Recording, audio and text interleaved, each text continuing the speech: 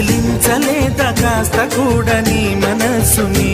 పరదాలు దాటి ఒక్కసారి పలకరించవేమి అందరినీ ఇలా వెంటపడి అడగాల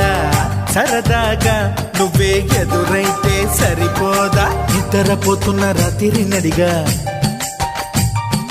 గుటికి చేరిన గువ్వల నడిగా